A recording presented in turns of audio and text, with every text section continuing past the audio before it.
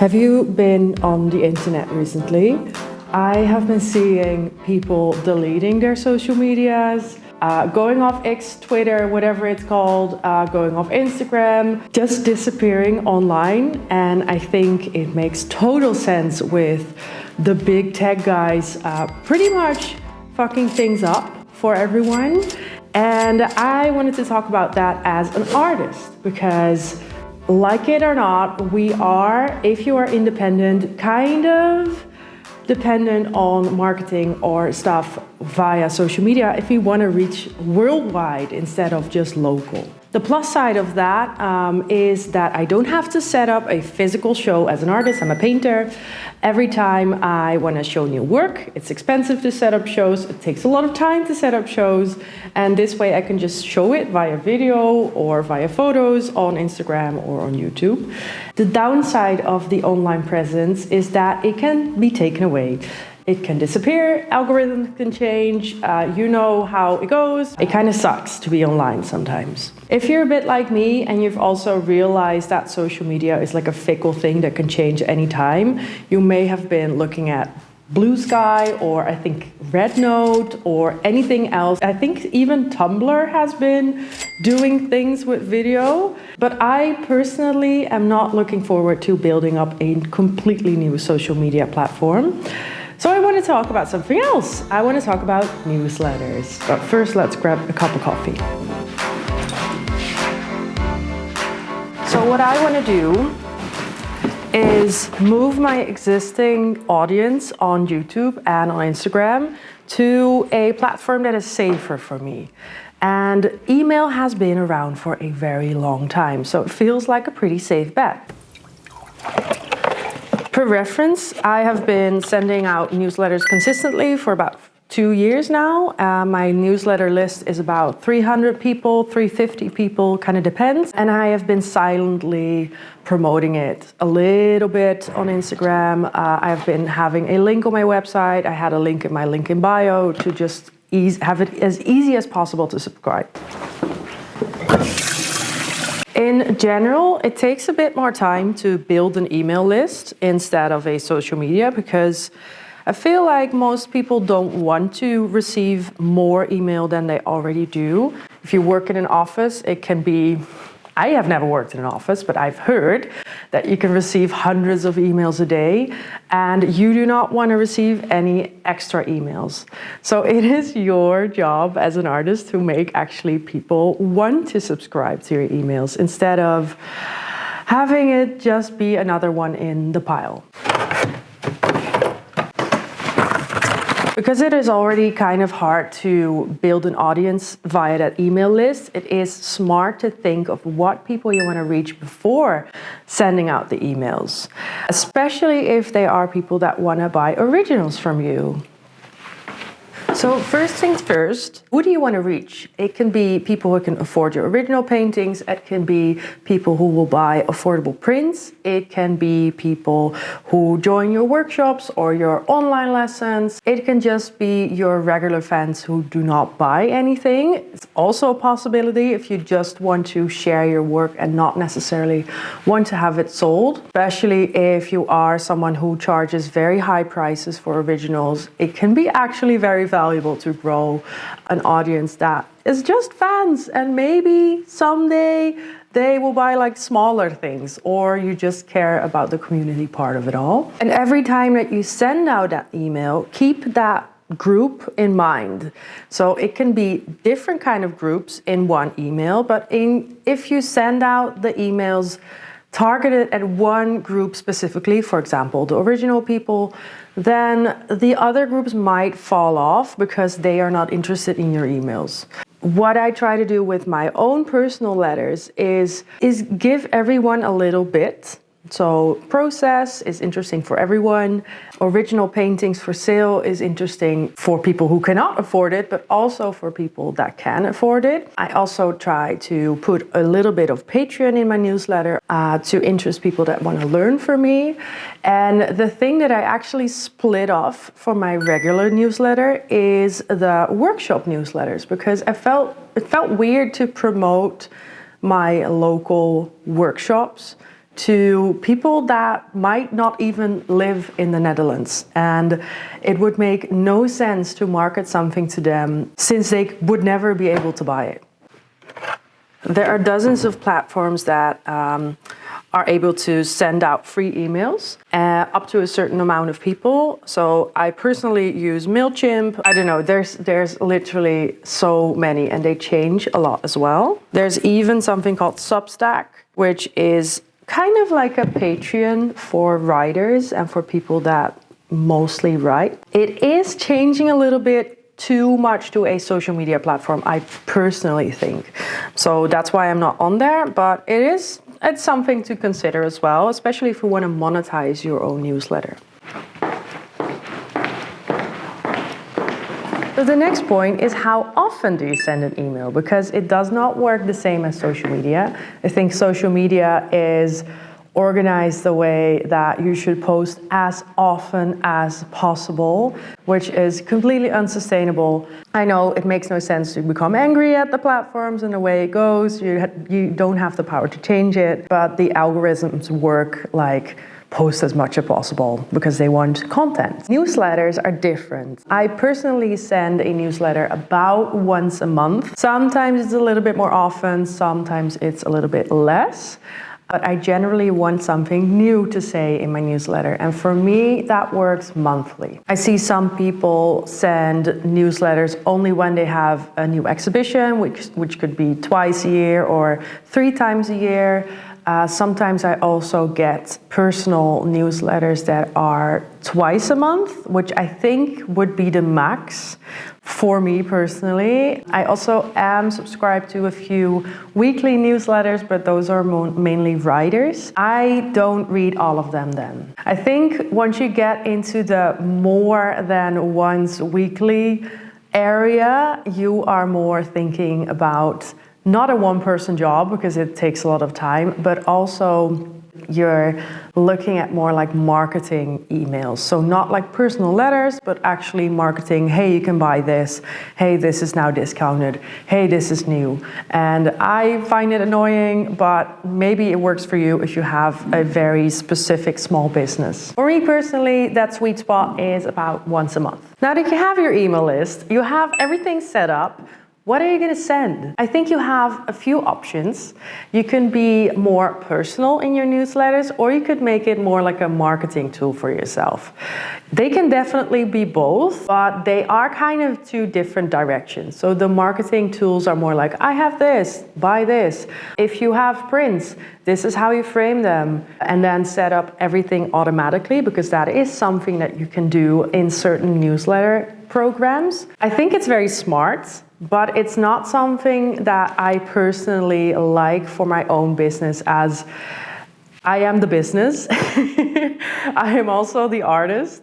And I think when I make something as personal as possible, it works best for me. But I can imagine that for some people it works differently. And especially if you're having a very big volume of sales, then I can imagine the marketing route can go a little bit different for you. The first tip that I would like to give you is to actually subscribe to email list of people that you like.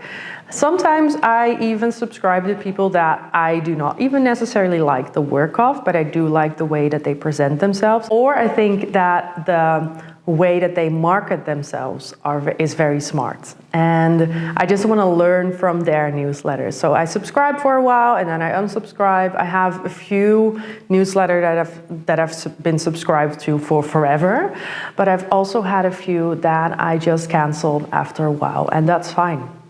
But that is also the only way you will find out what you like to read. And I think personally that you should send out stuff that you like to read, because otherwise, why would you write it? And that is probably different for every one of you. Some people like to get really personal. Some people like to be more like, this is what I do, this is what I did, and that's it.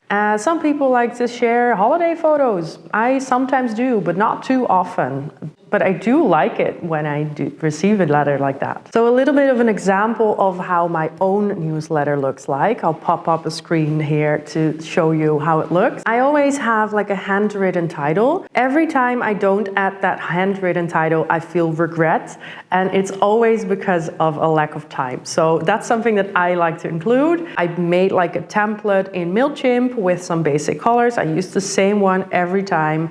I might feel like it's time now to refresh it, but I feel like it makes it look cohesive. And if someone opens their email box, they see my colors and my branding and they know it's from me. I also have my logo on top. Keep in mind, people get lots of emails in a day. So if your name is not on the top or if your branding is not on the top, they'll be like, what is this email? I don't know this email. The next thing that I always like to add is a photo.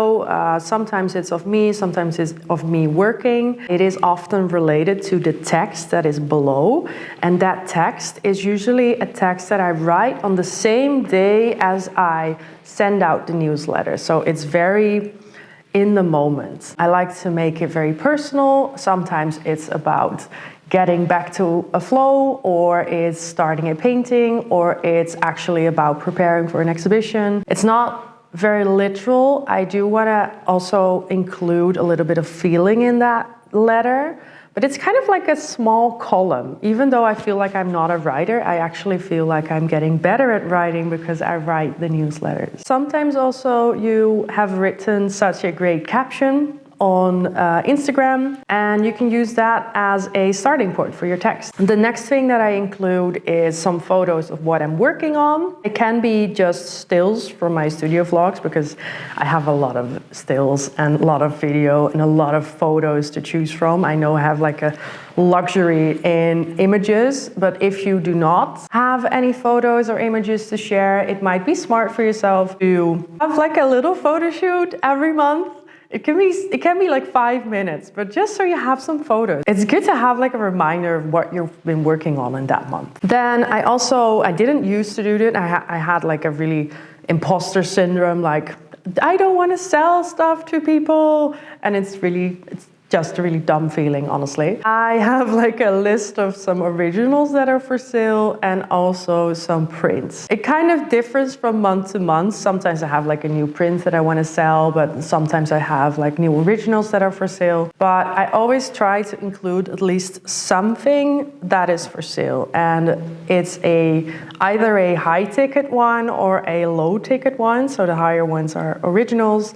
The lower ones may be prints or a zine that I just released. If you click on the photo, you instantly go to the shop page. Also, do not be shy to include prices, because every click is an extra effort. Someone already opened your email and then they have to click on the image, which some people don't even understand. You really have to keep in mind that people are very low effort, especially when they're reading your newsletter on their phone. And then they find out the price. But if it's already there, then they can think about it before they even click on the thing. Below that, I usually again have some text, and that can be about announcements about workshops, or it can be about what I did for live illustration that month, if I had an event, if I had a market, something that I did, because it already plants a seed of, hey, this is what she does. Hey, this is what I can book her for.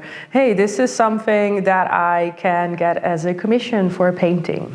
And then last, I have my social media breakdown. So sometimes I share like a popular social media post. I think I want to do that more often, actually. So you don't have to be like that person that refreshes Instagram every day, like myself. I also always have like a little Patreon breakdown, what lessons that I posted there, because I do that monthly, what I shared in my work in progress post. Maybe I did another video, like this month I started out with Q&A videos, so people can ask me questions throughout the month and I try to answer them in video format in a very spontaneous, very uncut way, as well as a button that says join me on Patreon or support me on Patreon, whatever. And then on the lowest part, I have a video, and that is usually my latest video or the video that is most relevant to that newsletter. Just with like the same format with the title and one sentence what it is about. And that's it. So a summary,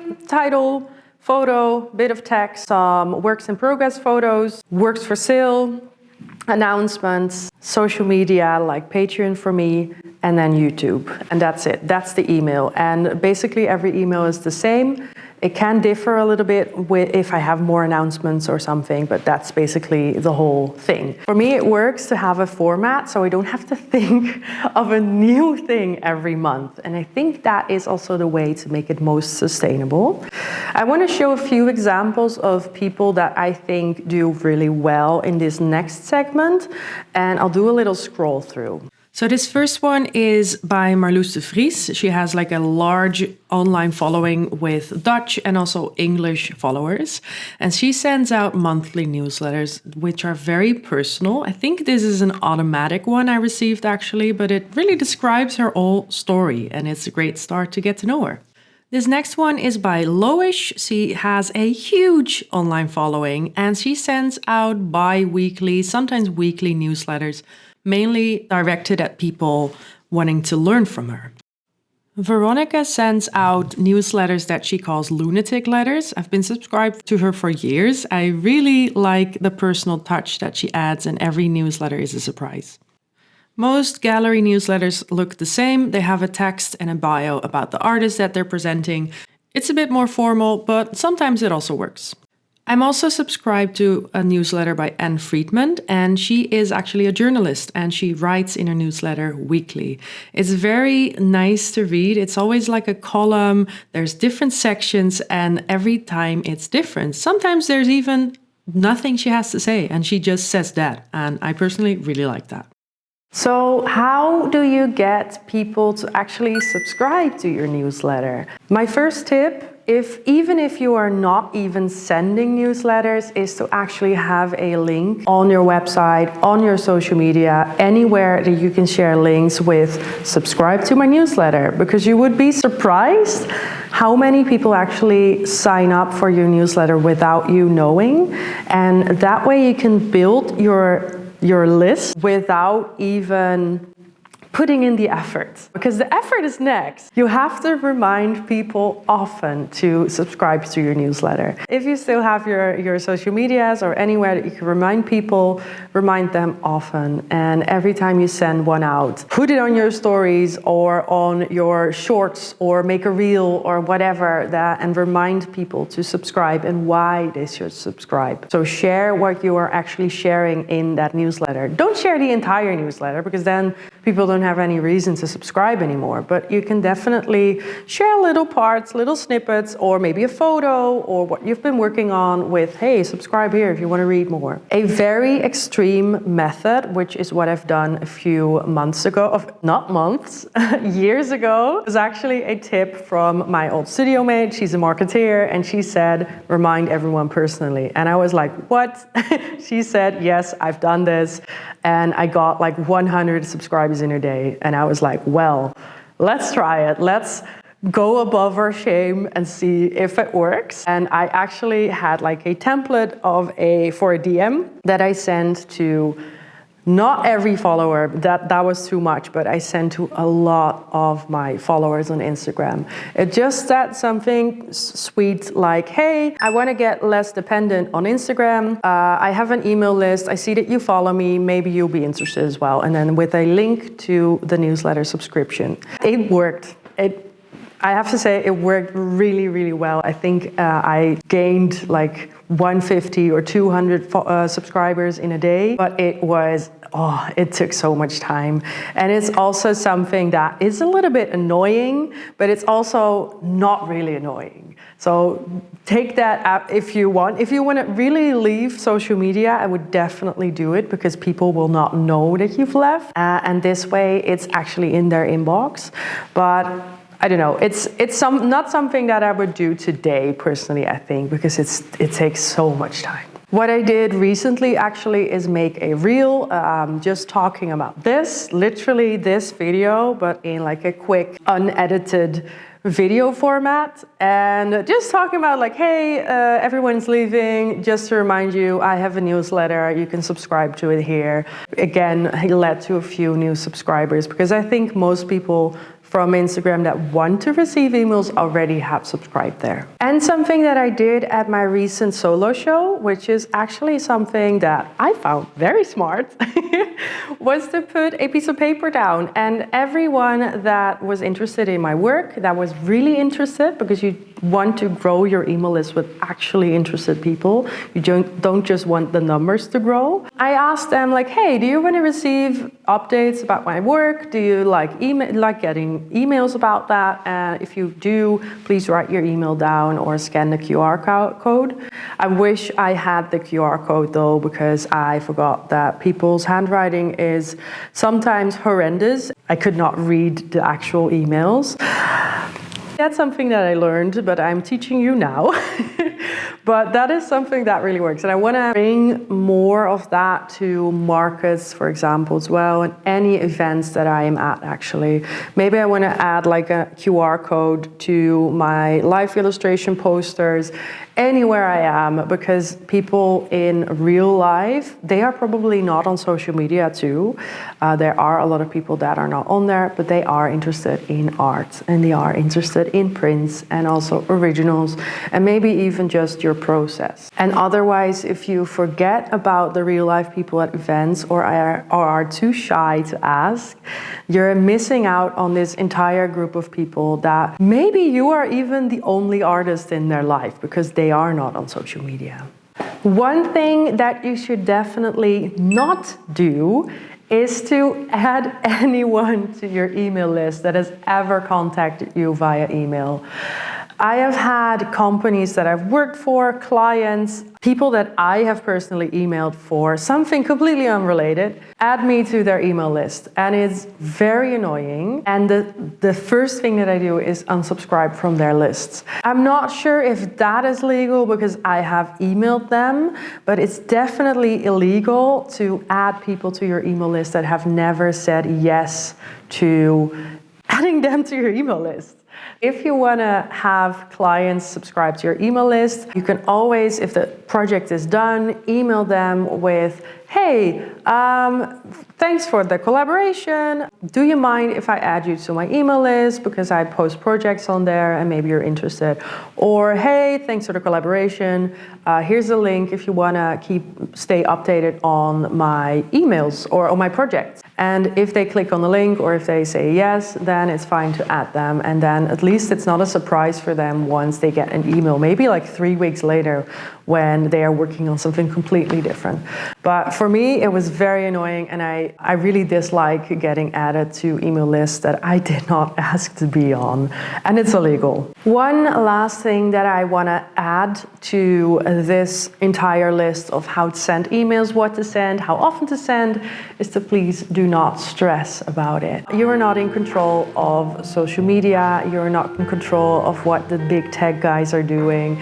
It doesn't make any sense to become angry at they taking away your livelihood and they taking away your way of presenting yourselves. Please just put that energy in something that you are in control of. You are in control of your own email list. You are in control of your own work, your own creative work. The only thing that you can do and set up is to try to be less dependent on these things. I even made like an entire video about this, I think about a year ago, about how the internet is going to change. I think we are now at that time again. It's probably going to take a little while. I read something a few days ago about if you're not ready to leave the big social media platforms, the one thing that you can do is set stuff up so you can leave and you don't lose your entire business to one big tech guy that decided to be, well, so don't stress. Put that energy in your painting or use the anger to make paintings, whatever, it doesn't matter, but just don't have it take away your energy of the day. Thank you for watching. As always, thank you to my patrons that support me every month, and Subscribe if you like this sort of video. I have a whole Start Your Business With Me series. I'm going to publish more finance videos this year, and I regularly post studio vlogs as well. So if you like that sort of stuff, please join me in my YouTube journey, and I will see you next time.